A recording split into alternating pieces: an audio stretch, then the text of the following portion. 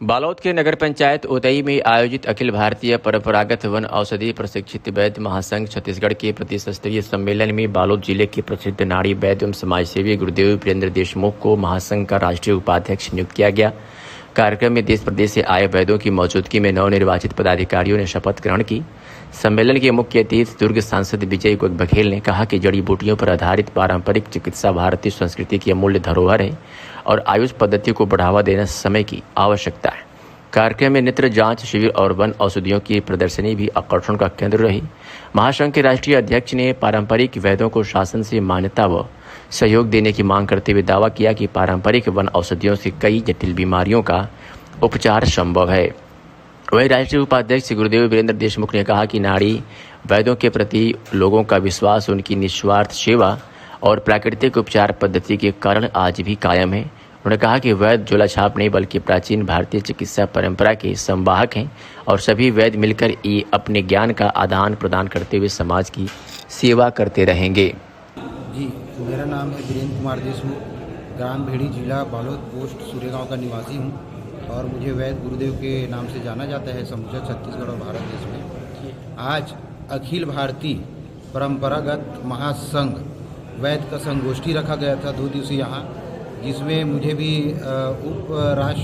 उपाध्यक्ष के रूप में चुना गया है। और जो है हम लोग जो है इस बैनर के तले सब वैद्य परिवार मिल करके एकत्रित होकर के इस जो हमारा जो ऋषि मुनि जो है, जो पारंपरिक जो चिकित्सा है, जो हमारे ऋषियों ने हमें जो दिया है, जो आज विलुप्त हो चलते जा रहा है। और वैद्यों को कहा जाता है कि झोला छाप करके। मेरा मानना ये है, जिनके पास झोला नहीं है, रविंद्रनाथ टैगोर जी के पास भी झोला था, जितने विद्वान हुए सब झोला लेके चलते थे। तो झोला में ही सारा चीज़ है, सब चीज़ का इलाज है। अगर झोला नहीं रहेगा तो हम जड़ी बूटी कहाँ रखेंगे? तो वैद्य झोला छाप हो ही नहीं सकता। जब भगवान लक्ष्मण को शक्तिबाण लगा तो उस समय में सुसेन जो वैद्य जो जी थे, हमारे जो ऋषि मुनि वैद्य थे, वो वैद्य जो है दिव्य औषधि, सजीवन औषधि जड़ी बूटी ला करके हमारे भगवान लक्ष्मण का प्राण बचाए थे।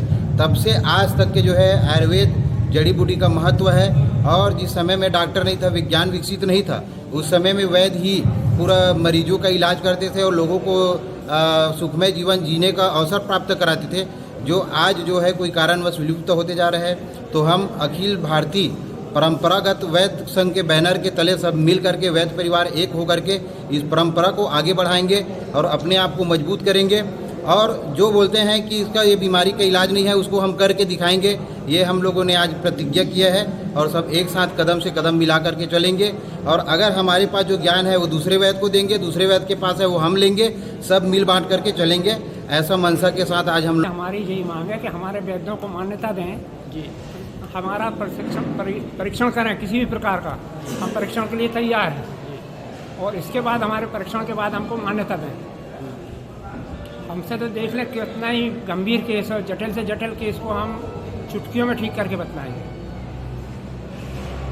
कई रोगों को तत्काल ठीक करके दिखाएंगे। दर्द, दांत का दर्द 1 मिनट में ठीक हो जाएगा है, कोई सा भी शरीर में दर्द है 1 मिनट में ठीक हो जाएगा।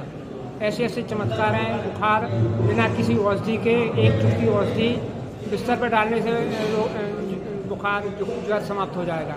ऐसी ऐसी औषधियाँ आयुर्वेद में हैं जिसका प्रचार प्रसार करने को हम आए हैं। दुर्लभ औषधियाँ जिनको शासन क्या है कोई नहीं जानती, पर हम लोगों ने मेहनत करके, कड़ी मेहनत करके प्राप्त किया है, उसका प्रचार प्रसार कर रहे हैं। आयुर्वेद को उच्च शिखर पर लाना चाहते हैं।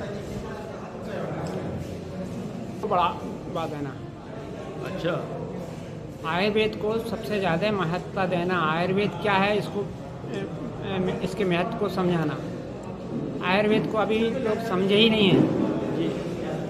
हमारे यहाँ बड़े बड़े आयुर्वेदज्ञ हो चुके हैं जिन्होंने आज वर्तमान में कह रहे हैं। हमारे यहाँ आज से 5000 वर्ष पूर्व दुर्योधन क्या थे? परखनली ट्यू तो थे। उस समय उसका नाम मटका रखा था, आज उसका परखनली ट्यू है।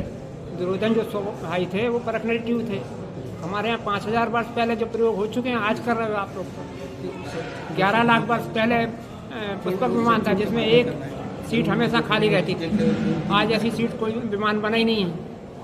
11 लाख वर्ष पहले पुष्पक विमान बना था। हमारे यहाँ भारत में विज्ञान की कमी नहीं है।